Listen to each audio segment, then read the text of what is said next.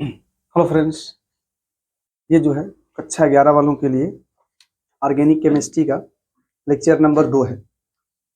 ठीक है, organic chemistry में समावयवता का सवाल। कक्षा 11 वालों के लिए ऑर्गेनिक केमिस्ट्री में समावयवता का लेक्चर नंबर 2 है। इसके पहले आपने क्या पढ़ा है? Lecture number 1। लेक्चर नंबर 1 में आपने पढ़ा है किसके बारे में? समावयवता में स्थान समावयवता। स्थान मतलब कुल मिला के ऐसा बोल दें, संरचनात्मक समावयवता के श्रृंखला समावयवता और स्थान समावयवता के बारे में पढ़ा हुआ है। ठीक है, श्रृंखला समावयवता और स्थान समावयवता। श्रृंखला समावयवता कब उत्पन्न होता है या श्रृंखला समावयवी किसे कहते हैं? दो या दो से अधिक ऐसे यौगिक जिनके अणुसूत्र समान हो किंतु जनक श्रृंखला की लंबाई या जनक श्रृंखला का आकार या पार्श्व श्रृंखला का आकार भिन्न भिन्न होता है तो उन्हें आपस में क्या कहा जाता है? श्रृंखला समावयवी। दो या दो से अधिक ऐसे यौगिक जिनके अणुसूत्र समान रहें, क्या डिफरेंट हो? जनक श्रृंखला की लंबाई या पार्श्व श्रृंखला की लंबाई डिफरेंट हो, उसे आप बोल देंगे ये श्रृंखला समावयवी है। और स्थान समावयवी क्या होते हैं? जिनमें जो है जिनका अणुसूत्र समान होता है लेकिन क्रियात्मक समूह, पार्श्व श्रृंखला, प्रतिस्थापी समूह, बहुबंध, इनका स्थान क्या होता है? भिन्न भिन्न हो जाता है। ये सब समान रहेंगे। जो स्थान समावयवी हैं या क्रियात्मक समूह समावयवी हैं, इन दोनों में क्रियात्मक समूह समान टाइप का रहेगा। डबल बॉन्ड हो, ट्रिपल बॉन्ड हो या पार्श्व श्रृंखला समान टाइप की होगी, प्रतिस्थापी समूह समान टाइप के होंगे। ठीक है, पार्श्व श्रृंखला मतलब ऐसा बोल दें, इसमें स्थान समावयवता में हमारा क्या होगा? क्रियात्मक समूह, बहुबंध, पार्श्व श्रृंखला, प्रतिस्थापी समूह, ये सब समान होंगे, इनके पोजीशंस डिफरेंट होते हैं। इसके अलावा आपने क्या पढ़ा है? एल्केनों के कितने समावयवी संभव हो सकते हैं? एल्केनों में आपने लिखा है ब्यूटेन। एल्केनों में आपने क्या लिखा है? ब्यूटेन। ब्यूटेन के 2 समावयवी संभव हो सकते हैं, पेंटेन के 3 समावयवी संभव हो सकते हैं और जो हेक्सेन है उसके 5 समावयवी संभव हो सकते हैं। यही लिखा है आप। ठीक है, अभी आपको पढ़ाया जाएगा कुछ एल्किल हैलाइड और उनके द्वारा संभावित समावयवी। कुछ एल्किल हैलाइड और उनके द्वारा संभावित समावयवी कितने समावयवी बन सकते हैं। और ठीक उसी प्रकार से आप पढ़ेंगे कुछ एल्कोहल और उनके द्वारा संभावित समावयवियों की संख्या या समावयवी। ठीक है, तो इसमें देखें आप, अगर बात करें एल्किल हैलाइड की, एल्किल हैलाइडों में आप क्या पढ़ेंगे? सबसे पहले पढ़ेंगे नॉर्मल प्रोपिल हैलाइड या प्रोपिल हैलाइड बोल दे। और इसका सूत्र क्या होता है? C3H7X, normal propyl halide. और एक होता है नॉर्मल ब्यूटिल हैलाइड, C4H9X। एक होता है नॉर्मल पेंटिल हैलाइड। पेंटिल जानते हैं? देखो पेंटेन क्या होता है? C5H12 पेंटेन होता है। एक H हटा दीजिए, पेंटिल हो जाएगा, और यक्स लगा दीजिए, पेंटिल हैलाइड हो जाएगा। ऐसे ब्यूटेन होता है C4H10, एक H हटा दें, ब्यूटिल हो जाएगा, यक्स लगा दीजिए, ब्यूटिल हैलाइड। प्रोपेन पता है आपको, C3H8 होता है, एक H हटा के उसके स्थान पे क्या लगा दें? यक्स लगा दें, एक H हटाएंगे तो क्या हो जाएगा? प्रोपिल हो जाएगा, फिर हैलाइड। ठीक इसी प्रकार से यहाँ प्रोपिल एल्कोहल है, propyl alcohol, butyl alcohol, pentyl alcohol. अब आपसे ये पूछा जाएगा कि ब्यूटिल हैलाइड के कितने समावयवी संभव हो सकते हैं? तो लिखा गया है 2, दिखा दिया गया है, लेकिन अभी आपको बताया जाए कैसे 2 होंगे कैसे नहीं। तो नहीं, प्रोपिल हैलाइड के 2, ब्यूटिल हैलाइड के 4। यहाँ लिखाया गया है प्रोपिल हैलाइड के 2 समावयवी संभव होंगे, ब्यूटिल हैलाइड के 4 समावयवी संभव होंगे और पेंटिल हैलाइड के 8 समावयवी संभव होंगे। ठीक इसी प्रकार से जो प्रोपिल एल्कोहल होगा उसके भी 2 समावयवी संभव होंगे, ब्यूटिल एल्कोहल के 4 समावयवी संभव होंगे, 4 समावयवी संभव होंगे, और जो पेंटिल एल्कोहल होगा उसके 8 समावयवी संभव होंगे।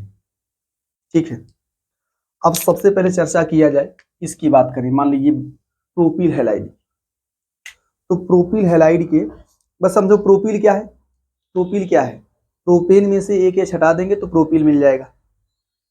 आप जानते हैं प्रोपेन क्या है? प्रोपेन का स्ट्रक्चर आप बना लेंगे ना, अगर पहले को देखा जाए कि इसके कितने समावयवी संभव होंगे, अब मान लीजिए आपको बनाना है C3H7X ये समावयवी अगर आपको बनाने हैं, समावयवी आपको क्या करने हैं, बनाने हैं, तो सबसे पहले आप लिख लें प्रोपेन के बारे में CH3, यही होता है ना CH2, और कुछ नहीं कर सकते इसमें आप, CH3 CH2 CH3 यही है, कार्बन ऊपर नीचे जो भी करेंगे सब वही आएगा। इसका एक भी समावयवी संभव नहीं होता, प्रोपेन का एक ही स्ट्रक्चर होता है, इसके अलावा कोई दूसरा स्ट्रक्चर नहीं है। अभी आपको ये प्रोपेन नहीं बनाना है, क्या बनाना है, प्रोपील, तो वहीं लगा देंगे एक्स, वो हाईलाइट हो जाएगा, जहां से ये छटेगा वहीं एक्स लगा देंगे आप।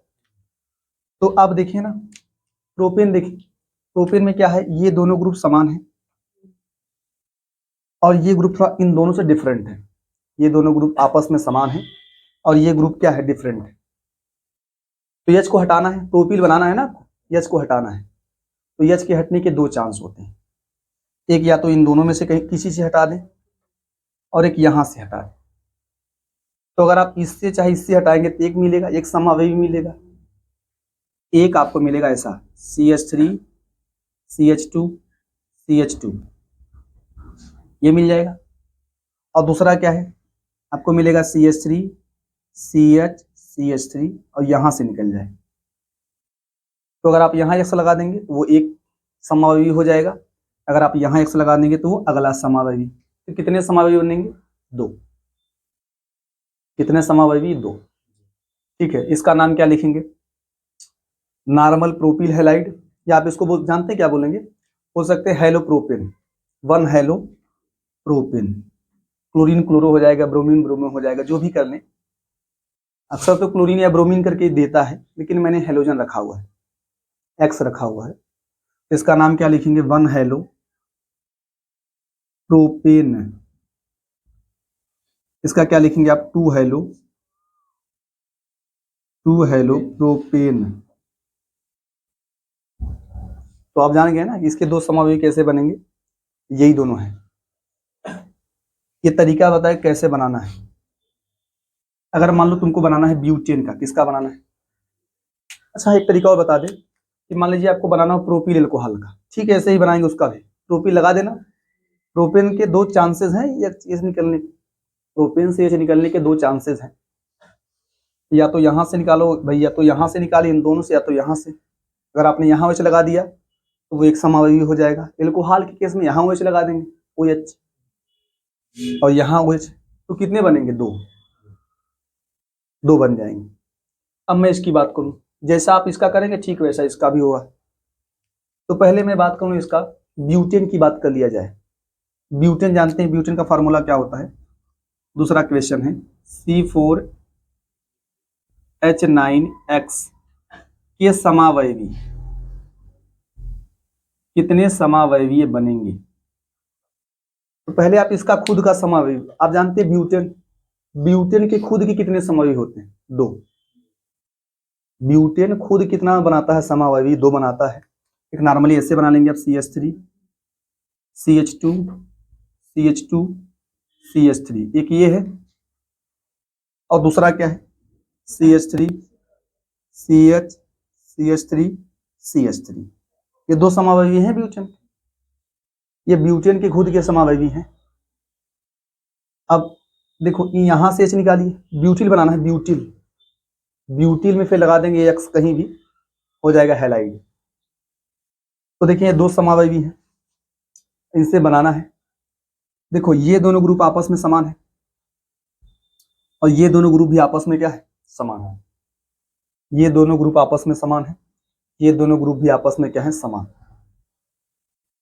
तो देखो इन दोनों को सेम मानेंगे आप, और इन दोनों को भी क्या मानेंगे, सेम। तो एच के निकलने का चांस एक बार यहां से होता है, चाहे यहां से निकालो चाहे यहां से, बात एक ही है, और एक बार एच के निकलने के चांस इन दोनों में से चाहे जिससे निकाल दें आप, तो दो यहां मिल जाएंगे आप, दो आपको यहां मिल जाएंगे, क्या मिलेगा CH3 CH2 CH2 CH2, एक ये मिल जाएगा, और दूसरा क्या मिलेगा आपको CH3 CH ना, मान लो यहीं से, चलो बगल से निकाल दे रहा हूँ, CH इधर से, ये CH3, अगर हैलाइड है तो यहाँ पे एक्स लगा देंगे, भाई अभी लगा देंगे लास्ट में।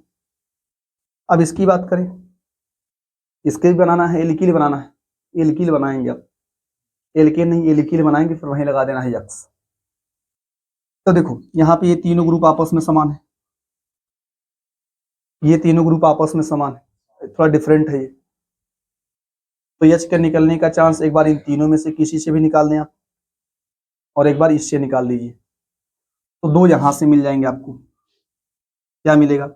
CH3 CH CH3, मान लो हमने यहां से निकाल दिया CH2।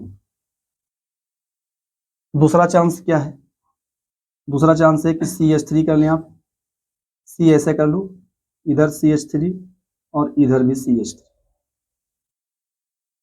यहां से निकाल दें आप। अब यक्स लगाना ही है, यक्स जोड़ दीजिए यहाँ पे यक्स, यहाँ पे यक्स, यहाँ पे यक्स, हेलोजन है तो लगा देंगे आप। तो कितने समाई बनेंगे? 4। ये बनाने का तरीका है। इसका नाम क्या लिखेंगे? 1 हेलो ब्यूटेन, 1 हेलो ब्यूटेन। इसका क्या लिखेंगे आप? 2 हेलो ब्यूटेन। इसका क्या करेंगे पता है? इसका जो नाम लिखेंगे आप 1 2 3 हो जाएगा, लिखेंगे 2 मेथिल 1 हेलो ब्यूटेन। 2 मेथिल, पहले हेलो लिखना है, एच को लिख लेना पहले, लिखेंगे 1 हेलो 2 मेथिल ब्यूटेन। अब इसका नाम अगर लिखना हो, इसमें क्या करेंगे पता है? ऐसे लंबी श्रृंखला ये बनेगी, प्रोपेन कर लें आप, 1 हेलो 2 मेथिल प्रोपेन। इसका क्या लिखेंगे? 2 hello 2 methyl 2 hello 2 methyl propane.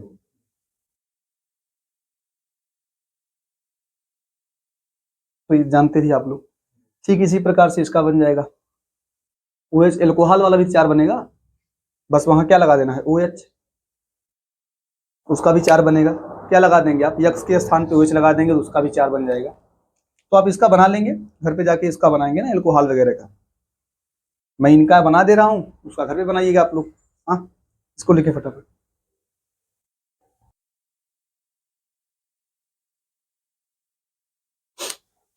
अच्छा देखिए ध्यान से आप लोग, लास्ट वाला लिखो, लास्ट वाला। नॉर्मल पेंटिल हैलाइड के या पेंटिल हैलाइड के कितने समावयवी संभव होंगे? ठीक है, तो पहले आप पेंटिन में, पेंटिन से बनता है, और आपको पता होना चाहिए पेंटिन की कितने समावयवी संभव हैं? 3। अब उन्हीं तीनों में से 8 बनेंगे, 8 पेंटिल ग्रुप बनेगा। ठीक है, तो आप देखें C5H11X के समावयवी, C5H11X के समावयवी, ये संभावित समावयवी। पहले आप लिखने क्या? पेंटेन, पेंटेन जो है, पेंटेन के समावयवी बना लें आप, 3 समावयवी बनाना है। C5H12, पेंटेन से निकाल दो, मान लो H निकाल दिया जाए तो वही आपका मिलेगा क्या? C5, यही मिलेगा H11। ऐसा वहां भी कर सकते हैं आप कि ब्यूटेन से H निकाल के तब बना लो, प्रोपेन से H निकाल के। अब इसके कितने समावयवी बनेंगे, इसका नाम भी लिख लें आप चाहे, पेंटिल। ठीक है,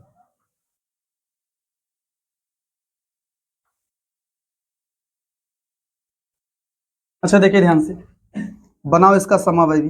पहला बनाए CH3 CH2 CH2 CH2, और क्या बनाएंगे? ये बनाए। अब इससे कितना बनेगा? देखो ये दोनों ग्रुप आपस में समान है, CH3 CH3, ये दोनों भी आपस में समान है। हाँ, इसको थोड़ा डिफरेंट मानेंगे आप कि ये दोनों आपस में समान होंगे, ये दोनों आपस में समान होंगे, लेकिन ये वाला थोड़ा क्या होगा? डिफरेंट होगा। तो एच के निकलने के चांस जो है, एच के जो निकलने के चांस होंगे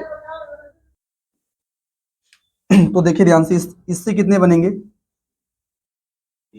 तीन चांस होंगे इससे बनने के। कौन कौन? एक बार मान लीजिए CH3 CH2 CH2 CH2 CH2, एक ये बनेगा।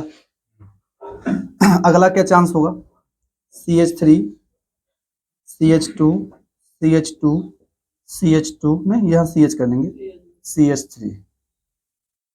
दूसरा चांस है भाई, ये दोनों सिमिलर थे, ये दोनों भी सिमिलर थे, थोड़ा डिफरेंट था।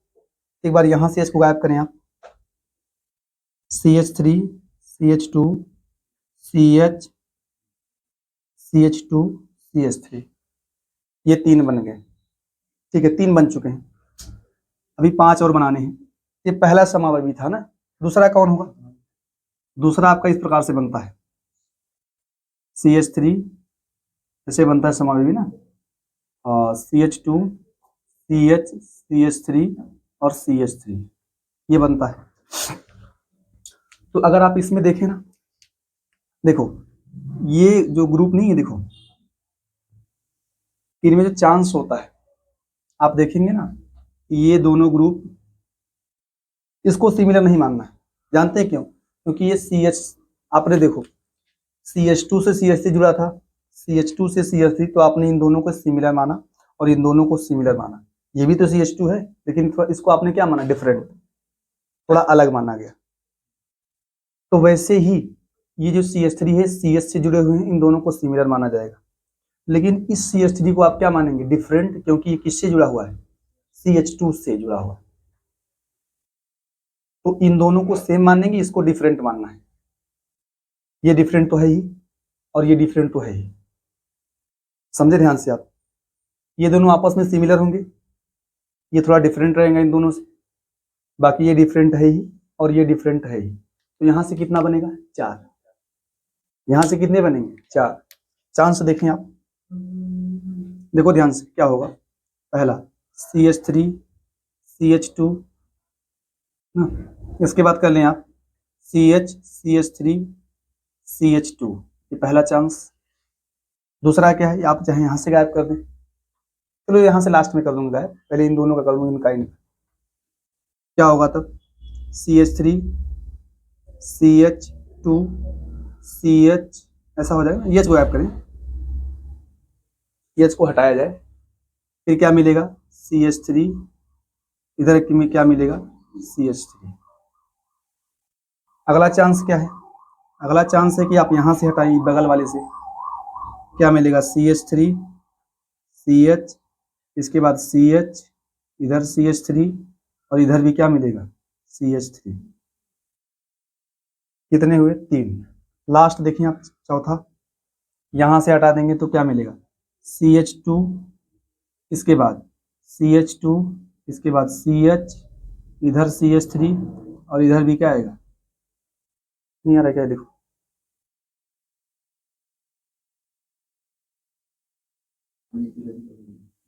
आ रहा है, CH3 आ रहा है, नीचे CH3 होगा, बस जानते रहिए आप लोग। अब देखो ये बन गए 4 और 3 7, एक समावयवी बचा हुआ है, लास्ट समावयवी बचा हुआ है। तो तीसरा मैं यहां लिख दे रहा हूं, तीसरा थर्ड वाला,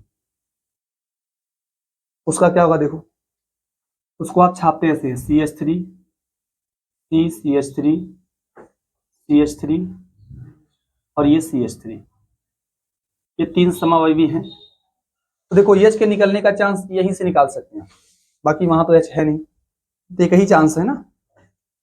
ये सभी आपस में सिमिलर भी तो हैं, जो CH3 है वहीं से निकलने का चांस है, लेकिन वो सभी आपस में क्या है? समान है। तो H के निकलने का चांस किसी एक स्थान से ही है, तो कहीं एक से निकाल लें आप, CH3 CH3 वहां भी होगा और यहां से निकाल दिया जाए, और बाकी एक्स लगा लो, यहाँ एक्स लगा दिया जाएगा, यहाँ एक्स लगा दिया जाए, यहाँ एक्स लगा दिया जाए। हाइड्रोजन के केस में यहाँ एक्स लगा दिया जाए और यहाँ एक्स लगा दिया जाए, यहाँ एक्स लगा दिया जाए, और कहाँ भाई? इधर, हाँ यहाँ एक्स लगा दिया जाए, और एक वहां लगा लेंगे आप। समझ पा रहे हैं? सभी का यूपीसी नाम लिख लेंगे आप। 8 बनेंगे, तरीके से थोड़ा याद रखें। इसका नाम क्या होगा? 1 हेलोपेंटेन, 2 हेलोपेंटेन, 3 हेलोपेंटेन, IUPAC नाम हो जाएगा।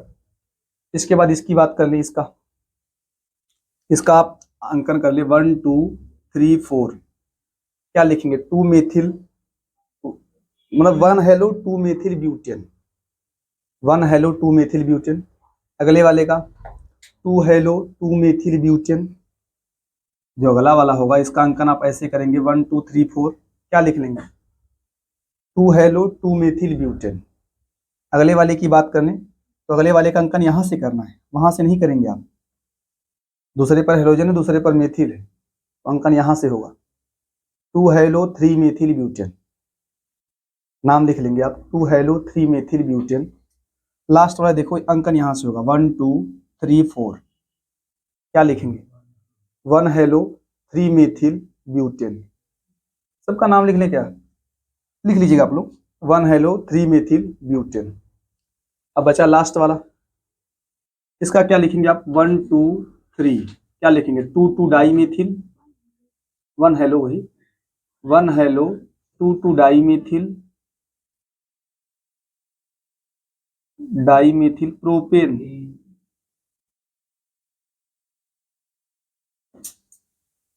ठीक है, 8 बनेंगे। ठीक इसी प्रकार से आप इसका बना लेंगे C5H11OH।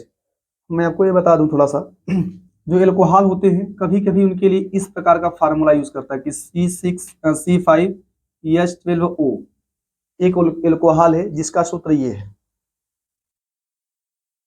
तो उसके कितने समावयवी बनेंगे? तो वही सेम है, तो आप एल्कोहल के केस में OH कर लीजिएगा अपने मन से। कभी कभी ना ऐसा सूत्र देके बोलता है C5H12O, सूत्र वाले एल्कोहल के संभावित समावयवियों की संख्या क्या होगी, तो थोड़ा सा आप कंफ्यूज हो जाएंगे। यही एक ही चीज है, ठीक है। इसके 8 समावयवी बना लेंगे आप, जैसे आपने इसका 8 बनाया है, ठीक इसी प्रकार से एल्कोहलों का भी 8 समावयवी बना लेंगे। यहाँ OH लगा देना है बस, ठीक है। इसको लिखिए फटाफट।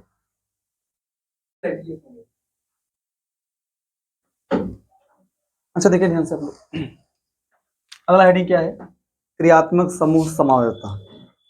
इसके पहले आपने क्या पढ़ा है? आपने पढ़ा है ना, प्रोपिल ग्रुप होता है, प्रोपिल ग्रुप, चाहे प्रोपिल एल्कोहल हो, प्रोपिल क्लोराइड हो, ब्रोमाइड हो, जो भी हो, जो प्रोपिल ग्रुप होता है उसके 2 समावयवी संभव होते हैं। और जो नॉर्मल ब्यूटिल ग्रुप या ब्यूटिल ग्रुप होता है उसके कितने समावयवी? 4। ब्यूटिल वाले के 4 होते हैं, चाहे वो ब्यूटिल एल्कोहल हो, चाहे वो ब्यूटिल क्लोराइड हो, 4 होते हैं। और जो पेंटिल होता है उससे कितने होते हैं? 8। पेंटिल जो होता है, पेंटिल एल्कोहल, पेंटिल ब्रोमाइड वगैरह, क्लोराइड वगैरह, इनके 8 समावयवी संभव होते हैं। अब अगला हेडिंग क्या है? क्रियात्मक समूह समावयवता। जो क्रियात्मक समूह समावयवता होता है इसमें क्या लिखते हैं आप लोग कि ऐसे यौगिक शामिल होते हैं क्रियात्मक समूह समावयवता में, ऐसे यौगिकों को शामिल किया जाता है जिनके अणुसूत्र समान हो लेकिन उनमें क्रियात्मक समूह क्या हो? भिन्न भिन्न प्रकार का हो। अणुसूत्र समान हो और क्या भिन्न हो? क्रियात्मक समूह भिन्न भिन्न हो, तो उन्हें आपस में क्या कहा जाता है? क्रियात्मक समूह समावयवी। ऐसे यौगिक जिनके अणुसूत्र समान हो लेकिन उनमें क्रियात्मक समूह भिन्न भिन्न होगा, उन्हें आपस में क्या कहेंगे आप? क्रियात्मक समूह समावयवी। और इस पूरी घटना को क्या कहा जाता है? क्रियात्मक समूह समावयवता। देखो, जो क्रियात्मक समूह समावयवी होते हैं उनमें क्रियात्मक समूह भिन्न भिन्न प्रकार का होता है, तो क्रियात्मक समूह अगर अलग हो जाएगा तो यौगिक भी क्या हो जाएगा? अलग। मान लीजिए एक में एल्डिहाइड है, एक में कीटोन है, तो दोनों यौगिक भले से अणुसूत्र समान हो लेकिन दोनों यौगिक क्या होंगे? अलग अलग। मान लीजिए एक का एल्कोहल है, एक का ईथर है, भले से उन दोनों का अणुसूत्र समान होगा, क्रियात्मक समूह भिन्न भिन्न है। क्रियात्मक समूह भिन्न भिन्न होने की वजह से यौगिक क्या हो जाते हैं? अलग अलग, भिन्न भिन्न हो जाते हैं। यही बातें लिखी गई हैं कि 2 या 2 से अधिक यौगिक जिनके अणुसूत्र समान हो लेकिन या किंतु क्रियात्मक या कार्यात्मक समूह भिन्न भिन्न होता है, क्रियात्मक समूह समावयवी कहलाते हैं। और इस पूरी घटना को आप क्या कहते हैं? क्रियात्मक समूह समावयवता। नीचे क्या लिखा आपने? जो क्रियात्मक समूह समावयवी होते हैं वो आपस में कौन से यौगिक होते हैं? डिफरेंट, परस्पर समान नहीं होते, वो डिफरेंट होते हैं। जैसे देखो, क्रियात्मक समूह समावयवियों के एग्जाम्पल देखें, उदाहरण देखें। पहला एग्जाम्पल है एल्कोहल और ईथर। क्रियात्मक समूह समावयवी, आप ऐसे हेडिंग मतलब एग्जाम्पल देखें आप क्या क्या है। पहला क्या है? एल्कोहल व ईथर। एल्कोहल व ईथर, जैसे देखो अगर आपने ये लिख लें CH3 CH2OH, एल्कोहल है। इसी का क्या बनाएंगे आप? ऐसे बना दो CH3OCH3।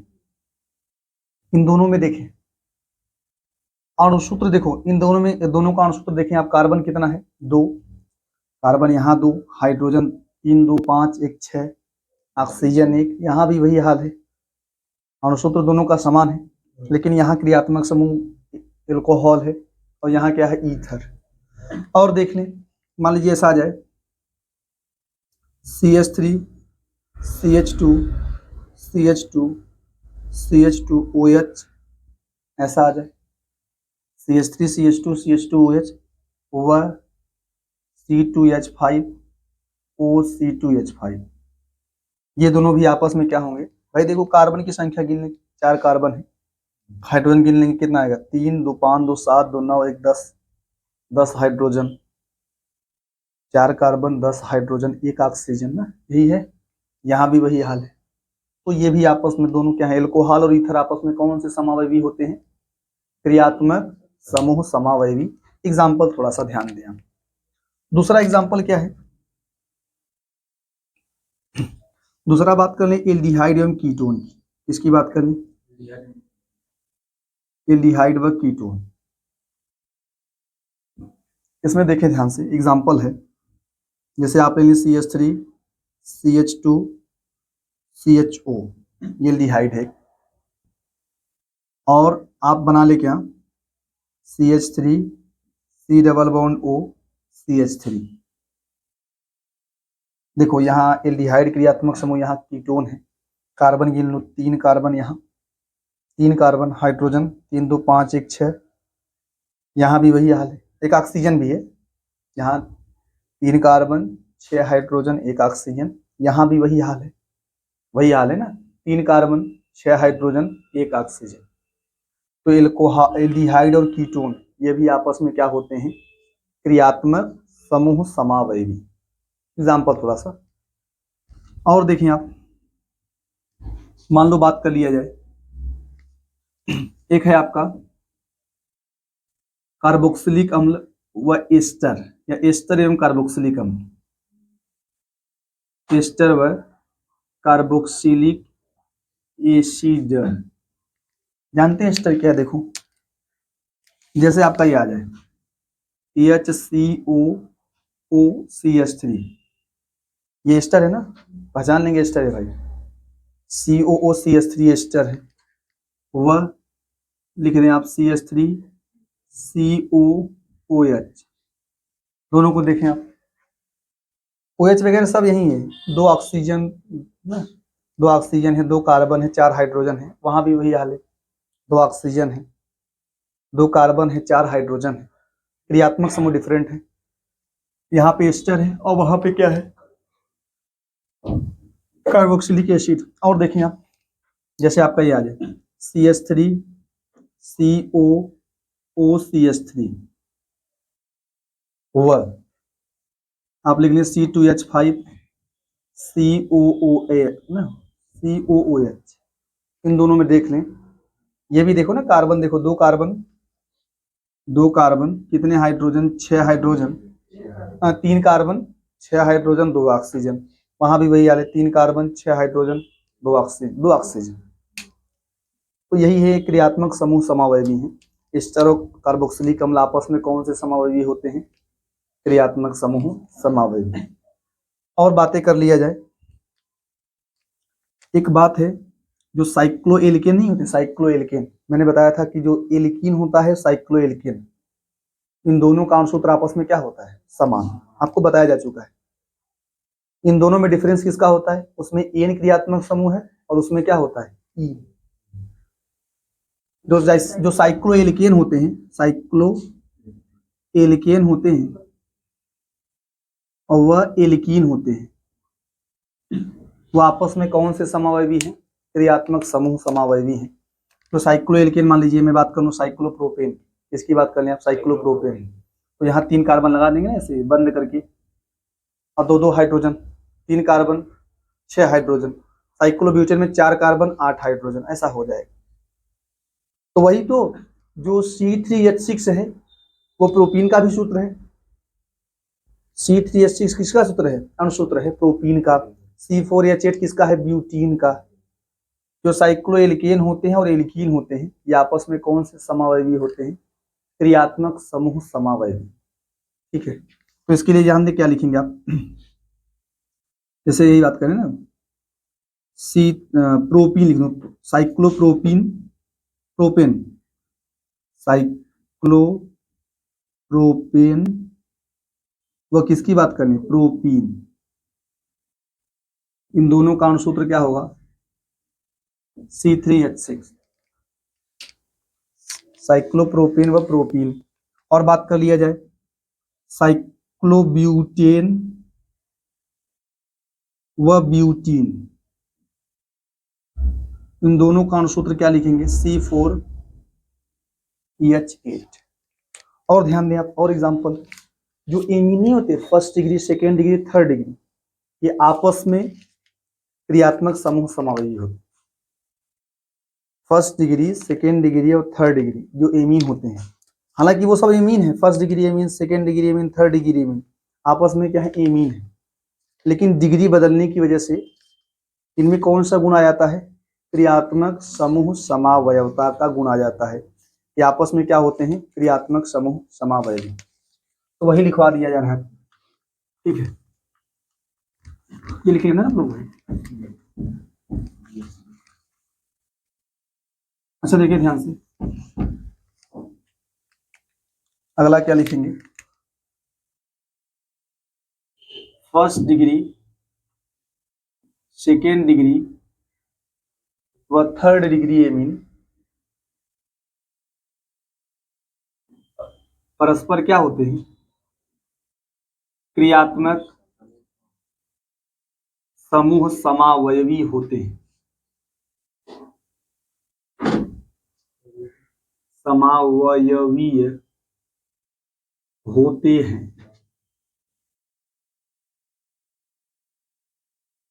क्रियात्मक समूह समावयवी होते हैं, जैसे देखिए, जैसे आप ये लिख लें CH3 CH3 का थ्राइस बोलते हैं हम, CH3 का थ्राइस N, या शुरू में पहले से ना करें, आप ऐसा लिखो CH3 CH2 CH2 NH2, ये आपका फर्स्ट डिग्री एमीन है, ये फर्स्ट डिग्री एमीन है। सेकेंड डिग्री एमीन क्या होगा, CH3 CH2 NH आ जाए और CH3, ये सेकेंड डिग्री एमीन है। कौन सा एमीन है, सेकेंड डिग्री एमीन है। थर्ड डिग्री एमीन क्या होगा, CH3 थ्राइस N, ये कौन सा एमीन है, थर्ड डिग्री एमीन। तो इन दोनों में देखें आप, कार्बन की संख्या, H की संख्या, कार्बन कितना है, 3 कार्बन, हाइड्रोजन कितना है, पूरा गिन लो, पूरा H का 2 और कितना, 2 3 6 9 है, यहाँ गिन लें आप, क्या होगा भाई, 3 3 6 6, भाई 3 3 6 होगा, 6 3 9 हो जाएगा।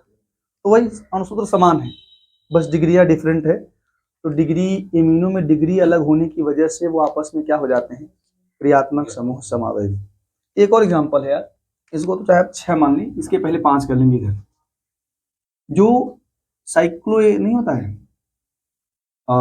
एल्का डाइइन, जैसे मान लो प्रोपाडाइन हो जाए ना, प्रोपाडाइन, ब्यूटाडाइन, एल्का डाइइन व एल्काइन, ये भी आपस में क्या होते हैं, क्रियात्मक समूह समावयवी होते हैं, इनका अणुसूत्र वगैरह समान होता है।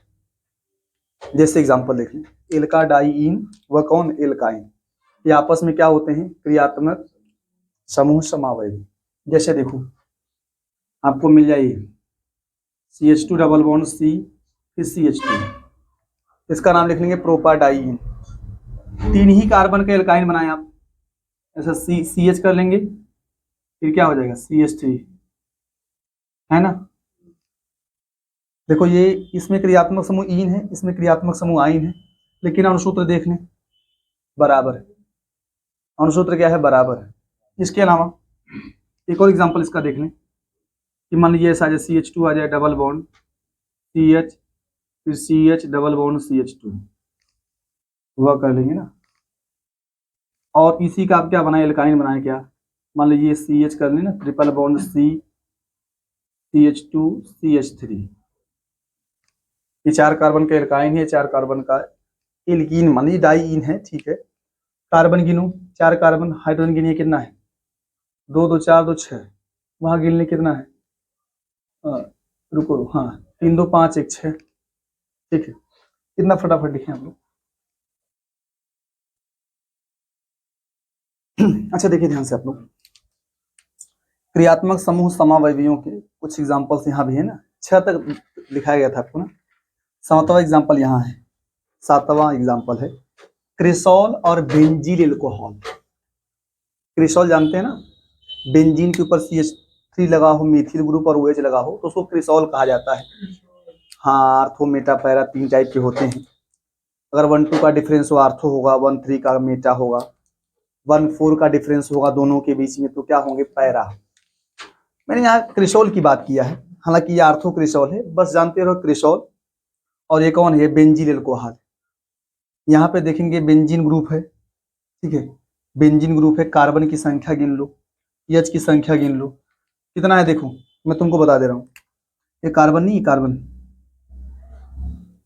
देखो, इन दोनों के अलावा जो भी कार्बन है, प्रत्येक कार्बन के पास एक एक हाइड्रोजन होगा। इन दोनों कार्बनों के अलावा जो भी कार्बन होगा उसके पास एक एक हाइड्रोजन है, तो 4 हाइड्रोजन, और 4 और 4 8 हाइड्रोजन, ठीक है। बाकी कार्बन वगैरह सब सेम है। कार्बन यहाँ भी कितना है, अंदर 6 कार्बन, बाहर 1 कार्बन 7 हो जाएगा। ऑक्सीजन 1 है 8, मैं एच डी गिन रहा हूँ, एच, ये इसको गिने आप कि 7 कार्बन और क्या है, 1 ऑक्सीजन है, और हाइड्रोजन कितने हैं, 4 इधर है, 4 इधर, और 4 4 8। इसकी बात कर लें तो यहाँ पे देखो ये 5 कार्बन उसके पास होंगे जिनके पास होगा एक एक हाइड्रोजन, और 5 और 3 कितना हो जाएगा। तो ये है, दोनों का अणु तो समान है। इसका नाम है बेंजील एल्कोहल, इसका नाम क्या है, तो ये क्रिसॉल है। ये एरोमेटिक होता है और ये एरोमेटिक नहीं होता है। अगर OH ग्रुप बेंजीन के कार्बनों से डायरेक्टली लगा होगा तो एरोमेटिक होगा, इन कार्बनों से लगा हो तो एरोमेटिक एल्कोहल एरोमेटिक होगा। ये तो एरोमेटिक है और ये एरोमेटिक नहीं है, बेंजीन के लगे, बेंजीन से लगे किसी कार्बन से लगा हुआ है। तो ये दोनों आपस में क्या है, क्रियात्मक समूह समावयवी है। इन दोनों की साइनाइड और आइसोसाइनाइड की बात करें तो आप समझ जाएंगे कि ये साइनाइड और आइसोसाइनाइड आपस में क्या है, क्रियात्मक समूह समावयवी हैं। क्रियात्मक समूह का डिफरेंस है। इसके बाद क्या है, ये एमाइड जानते हैं आप लोग, CH3CONH2, और इसको बोलते हैं ऑक्सीम। सी डबल बॉन्ड N मिल जाए OH, C double bond N OH, ऐसा ग्रुप आपको कहीं दिख जाए तो उसको क्या बोलते हैं, ऑक्सीम। ये दोनों, हाँ ये आपका एमाइड है, एथेनामाइड नाम है, ठीक है, और ये आपका ऑक्सीम है। ये दोनों आपस में कौन से समवयवी हैं, क्रियात्मक समूह समावयवी हैं। इसके अलावा एक है आपका नाइट्रो एल्केन और एल्किल नाइट्राइट, नाइट्रो एल्केन तथा एल्किल नाइट्राइट। देखो CH3NO2 इसका नाम है नाइट्रोमेथिन, नाइट्रोमेथिन कह देंगे। और ये जानते क्या होगा, इसका नाम होगा मेथिल नाइट्राइट। अगर कार्बन से O जुड़ा होगा, ठीक है, O या ना O है, हालांकि पूरा मिलाएंगे तो NO2 ये भी होगा, लेकिन अगर पहले O अटैच्ड है फिर N अटैच्ड है तो उसको नाइट्राइट कहा जाता है। कौन सा ग्रुप है, नाइट्राइट।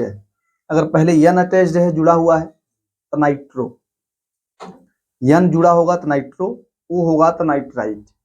इसका नाम होता है नाइट्रोमेथिन नाइट्रोमेथिन, और इसका नाम क्या है, मीथिल नाइट्राइट। ये आपस में कौन से समावयवी हैं, क्रियात्मक समूह समावयवी। इसके बाद अगला घटना क्या है, मध्यावयवता। मध्यावयवता जानते हैं क्या होता है, मध्यावयवता में भी क्रियात्मक समूह समान होता है। मध्यावयवता में क्रियात्मक समूह क्या होता है, समान। जो क्रियात्मक समूह समावय होता है वहां क्रियात्मक समूह डिफरेंट होते हैं। बाकी जो आपका ये नहीं जानते, ये स्थान समावयता, वहां भी क्रियात्मक समूह समान रहता है। जो भी रहेगा सब समान रहेगा। क्रियात्मक समूह समान होता है स्थान समावयता में, श्रृंखला समावयता में, और एक मध्यावयवता है। इन तीनों में श्रृंखला समावयता और कौन समावयता भाई, स्थान समावयवता और मध्यावयवता, इन तीनों में क्रियात्मक समूह में चेंजेस नहीं आते।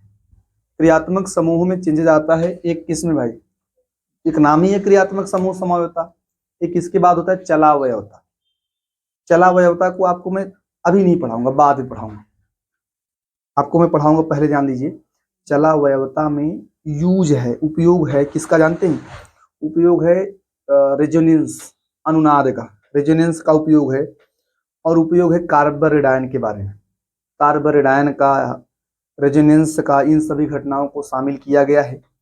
जो कि आप पहले मैं इनको पढ़ा लूंगा, उसके बाद आपको पढ़ाऊंगा क्या, चलावयवता। हाँ यही का टॉपिक, लेकिन पढ़ाया जाएगा बाद में, बड़ा इंपॉर्टेंट टॉपिक है चलावयवता। तो आप इस फिलहाल के लिए 4 ही पढ़ेंगे, ठीक है, स्थान, श्रृंखला, क्रियात्मक समूह और मध्यावयवता। कितना आप समझे। मध्यावयवता में क्या होता है, क्रियात्मक समूह समान होता है, ठीक है, लेकिन क्रियात्मक समूह में जो है, अगर कोई बहुसंयोजी परमाणु हो जिसकी संयोजकता 1 से ज्यादा हो, 2, 3 जो भी हो, बहुसंयोजी परमाणु के दोनों ओर एल्किल समूहों की प्रकृति क्या होती है, भिन्न भिन्न। मतलब एल्किल समूह की प्रकृति का मतलब है दोनों तरफ एथिल एथिल हो जाए, या एक तरफ मीथिल हो जाए, एक तरफ प्रोपिल। एथिल एथिल तो भी 4 कार्बन होंगे ना, जैसे C2H5 C2H5 4 कार्बन होंगे। लेकिन अगर एक तरफ 3 कार्बन मेथिल, एक तरफ 1 कार्बन मेथिल हो जाए और एक तरफ 3 कार्बन प्रोपिल हो जाए, तो एल्किल समूह है ना डिफरेंट, लेकिन अणुसूत्र क्या रहेगा, समान। तो यही लिखाया गया है कि 2 या 2 से अधिक ऐसे यौगिक जिनके अणुसूत्र और क्रियात्मक समूह जिनमें दोनों समान हो, लेकिन क्या डिफरेंस हो, बहुसंयोजी परमाणु। बहुसंयोजी परमाणु जानते हैं, जैसे मान लीजिए ऑक्सीजन आ जाए, सल्फर आ जाए, और एक तुम्हारा ये है, ये जो इसको जानते हैं, कार्बन को बोल सकते हैं बहुसंयोजी परमाणु। जो C डबल बॉन्ड में कार्बन ये है ना बहुसंयोजी, इसकी संयोजकता भाई 1 से ज्यादा है, संयोजकता 1 से ज्यादा है। तो बहुसंयोजी परमाणु के दोनों ओर एल्किल समूहों की प्रकृति क्या होती है, भिन्न भिन्न होती है। तो ऐसी घटना को आप क्या बोलते हैं, तो मतलब हाँ, इस घटना को मध्यावयवता कहा जाता है। लेकिन जिन दोनों यौगिकों में क्रियात्मक समूह समान हो लेकिन एल्किल समूहों की प्रकृति भिन्न भिन्न हो, उन दोनों यौगिकों को आपस में क्या कहा जाएगा, मध्यावयवी। जिन यौगिकों में क्रियात्मक समूह समान हो लेकिन क्या हो, बहुसंयोजी परमाणु के दोनों ओर एल्किल समूहों की प्रकृति भिन्न भिन्न हो, उन्हें आपस में क्या कहेंगे, मध्यावयवी। और इस पूरी घटना को मध्यावयवता कहा जाता है। यही चीज यहाँ लिखा गया है, ठीक है। तो अब देखो ध्यान से, जैसे ईथर की बात करनी, C2H5OC2H5, इधर क्या है CH3OC3H7, तो कार्बन गिनेंगे बराबर आएगा, ठीक है। यहाँ दोनों तरफ क्या है, ईथर O के दोनों तरफ क्या है, एथिल एथिल ग्रुप है, और यहाँ पे एक तरफ मेथिल एक तरफ प्रोपिल है। अणुसूत्र समान होगा, अणुसूत्र समान होगा, लेकिन बहुसंयोजी परमाणु के दोनों ओर एल्किल समूह डिफरेंट टाइप के होंगे, अलग अलग टाइप के। यहाँ भी एक है थायो ईथर। ईथरों में अगर ऑक्सीजन के स्थान पे सल्फर आ जाए तो उसको सल्फर होगा तो थायो यौगिक कहते हैं, थायो यौगिक, थायो सल्फर आने पर। तो अगर यहाँ आ जाए ईथर के O के स्थान पे सल्फर आ जाए तो उन्हें क्या बोलेंगे आप, थायो ईथर। सेम वही पैटर्न है, C2H5 यस C2H5, यहाँ क्या होगा CH3 यस C3H7, बात एक ही है।